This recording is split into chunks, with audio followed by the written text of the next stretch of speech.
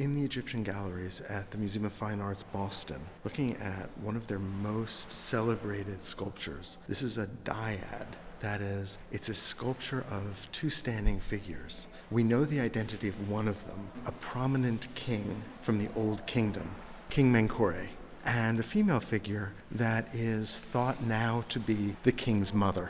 More than 100 years ago, the MFA and Harvard University were involved in a joint archaeological expedition on the Giza Plateau. The Giza Plateau is most famous as the site for the three great pyramids. And in fact, the smallest of the three primary pyramids was the burial place for King Menkaure. The pyramids were not standalone structures. They were surrounded by subsidiary pyramids. There was also a temple at the base of the pyramid and a temple further away, connected by a causeway called the Valley Temple. On January 10th in 1910, an amazing cache of sculptures were uncovered, including this dyad. And it's important to understand that because the temples were so prominent, they had for thousands of years been the target of looting. And in fact, we know that this sculpture was not in its original location, but it is our good fortune that the sculpture was left. We think that the sculptures were placed in niches in the Valley Temple, and because the left feet are forward, they might have appeared as though they were moving out of the niche.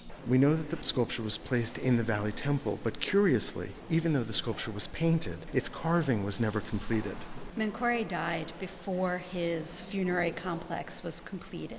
If you look very carefully, you'll notice that Menkaure is not actually looking straight ahead, that the king is instead looking very slightly to his right, whereas the woman beside him, who holds both his arm and his waist, is looking straight ahead. And this is one piece of evidence that has suggested that the king may not be the central focus of this dyad, that in fact it may be the female figure. While it's really common for the pharaohs to have their left feet forward, it's not at all common for the female figure. And so this unusual feature makes us wonder who this figure could be.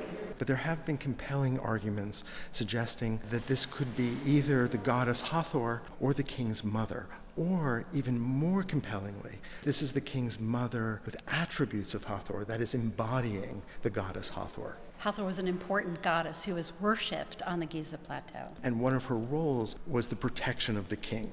So I find this sculpture so interesting because in so many ways it seems so real.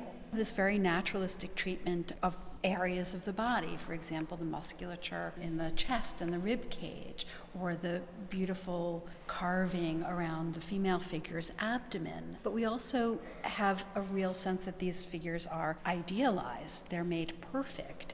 Pharaoh unlikely had a body as perfectly athletic and in such beautiful proportions as what we see here. And so we know that although these figures have some sense of portraiture, some sense of being individualized, they've also been perfected. They also adhere to a standard of idealized figures that remove them from this world.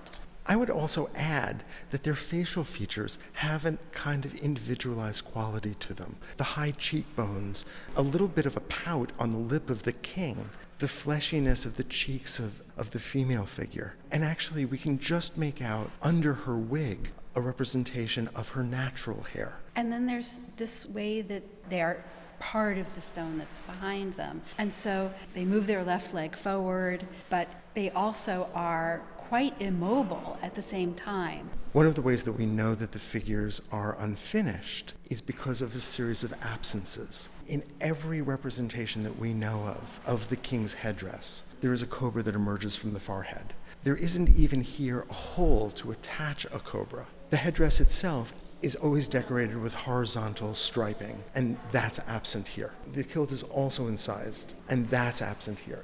There is the potential that some of this was represented in paint, and in fact there are traces of red that can be seen clearly on the king's ears, and apparently some yellow, which I'm having a hard time seeing, on the face of the female figure. And it was common for even stone of very high quality like this, greywacke, otherwise known as schist, to be painted, which would have helped make it more visible in the shadows of the temple. We can see the unfinished nature of the sculpture when we look at the female figure's feet, where we see the act of carving. But then as our eye gazes up the sculpture, we find these very subtly modeled forms in this shining, smooth, gray stone. And it's really impressive to come across this in the galleries. 4,500 years collapse, bringing the ritual and beauty of this ancient Egyptian culture into our world.